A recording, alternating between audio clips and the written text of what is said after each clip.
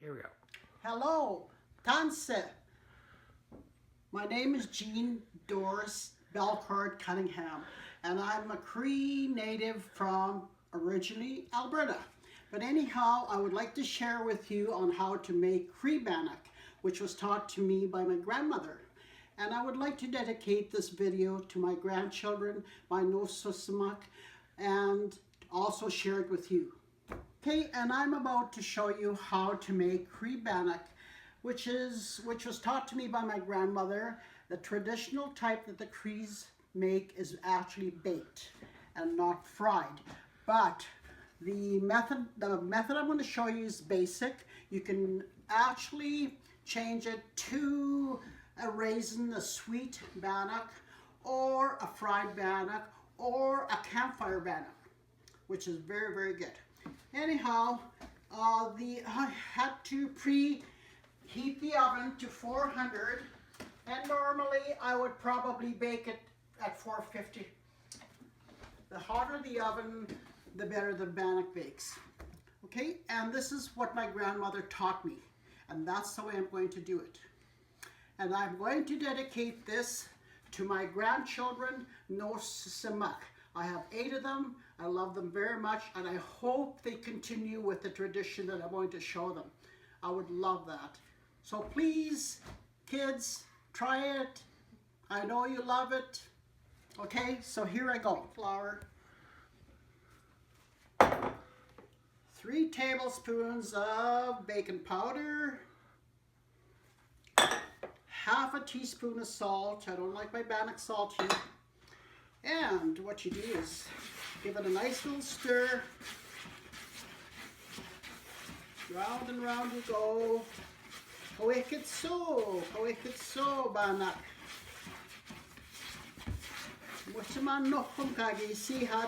So this is good. I used to watch her all the time. Okay, now the next thing we do is put it in the lard. It's about 1/4 cup of lard. And we always use lard. Some people use oil, we always use lard. Okay, the next thing you do is just squish it into the flour. Okay, and you want about pea size. Okay.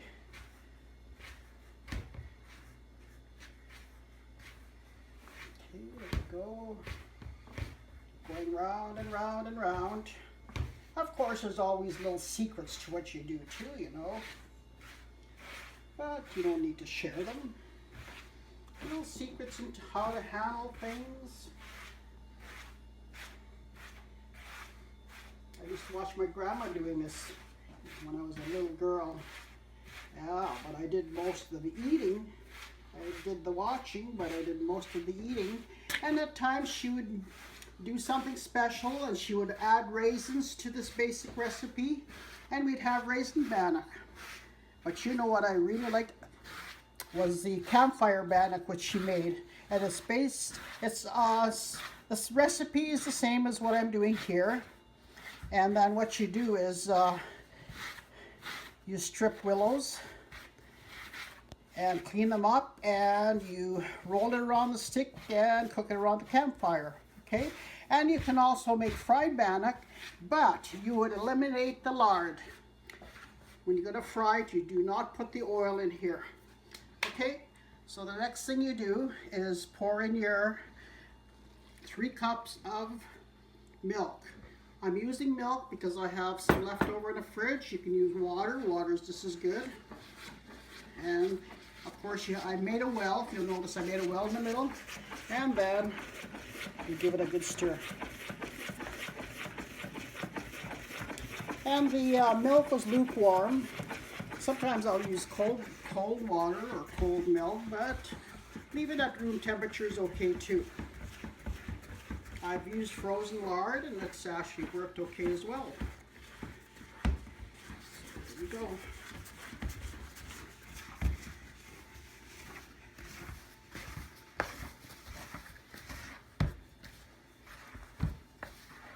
It's a little bit harder to stir sometimes, but you just keep going and going. Roll it around. Okay. Go.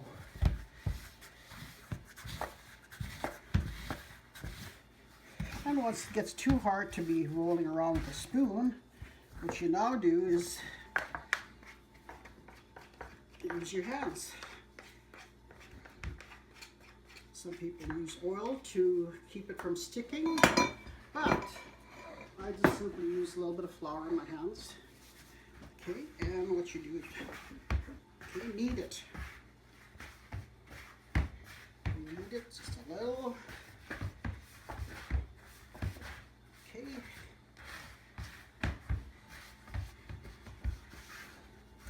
And years ago, my grandmother told me that they always made their bannock flat in a cookie sheet or wherever, and just made it oval shaped so that when the hunters went out, they would carry the bannock in sacks and it wouldn't fall apart.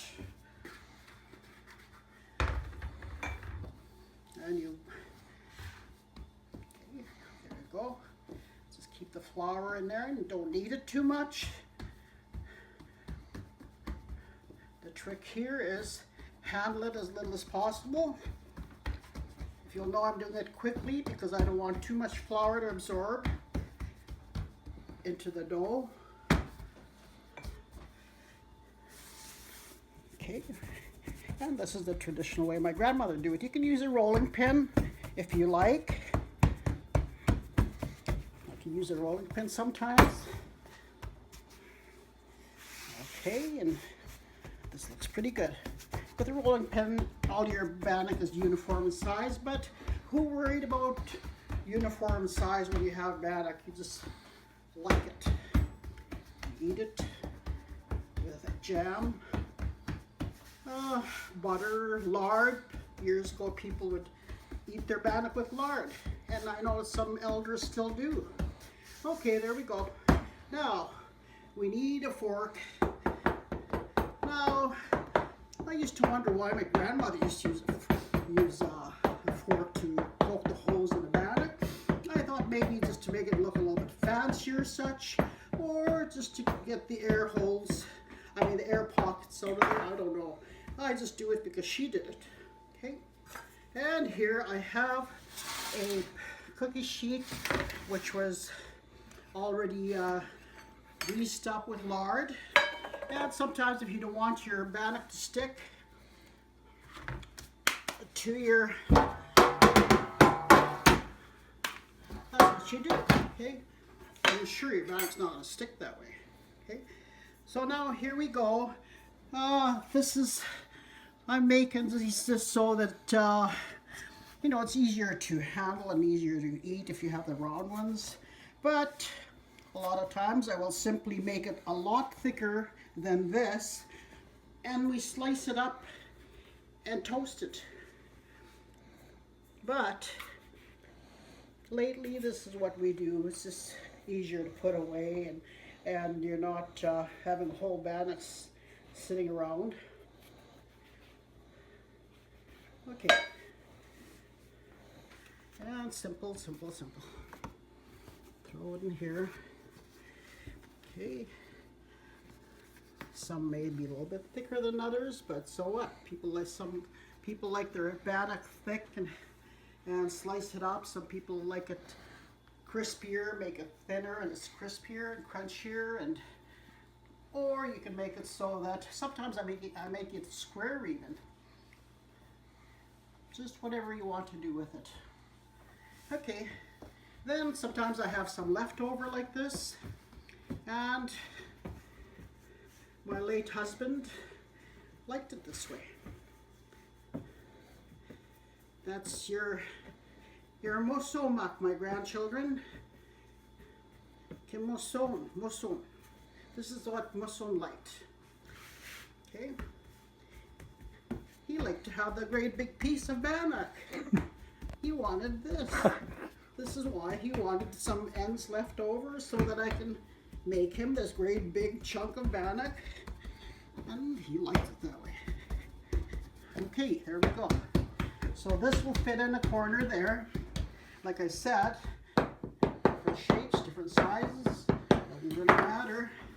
What's stuck out? There we go. Okay, now we pop it in the oven Keep the camera up, please. Okay, here we go. It is at 450 degrees, and I like to leave it there. I like it hot oven, because years ago when they used wood, they used a wood stove, and the oven was always hot. And so I like Bannock made high heat. Okay, and I guess the next step is we'll be eating it. Okay, so for now, bye. 35 minutes has passed already, and here's the Bannock. Like I said, high heat. It doesn't take as long to bake. And put it on the counter, and this is what it looks like.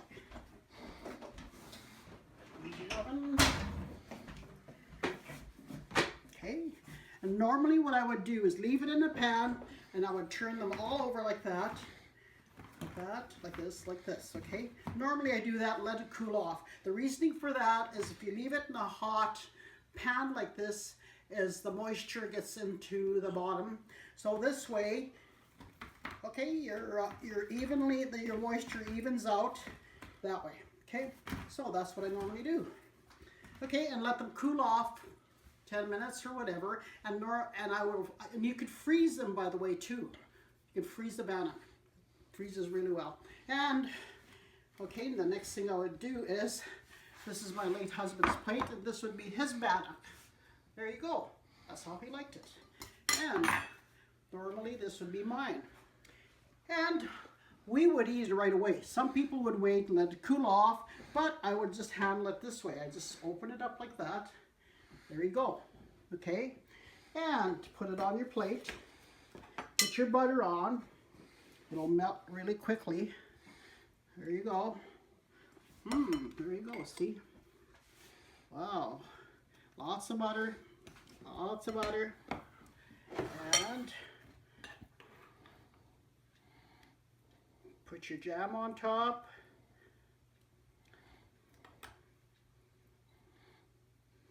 Okay. Jam on the other one. And your butter's running all over the Bannock. Oh boy, that looks scrumptious. Oh, by the way, at the beginning of this video, the videographer forgot to start the tape on time. It was 6 cups of flour. Okay, there you go. So anyway, I guess I don't have to eat this on the video, but anyways, what I would like to do is like I said, I dedicated this to my grandchildren, whom I love very much. I love you, I love you, I love you, I love you. And I really miss Grandpa, and I'm sure you do too. And hopefully he's watching us from heaven and smiling down upon us and looking at his portion of the Bannock. It was always his. Okay, and to you people, I hope you've enjoyed the video and enjoy the Bannock. And grandchildren, let me know how many hits you get, please. Okay, bye now. Take care. And, nästa maga. Goodbye, exit. Wicked so, wicked so, wicked so. Bye. Love you. Okay, if you really want to know the secret to Cookum's Bannock, you can email me at jdc66929hockeyplayers@telus.net. Okay, I may give you the secret.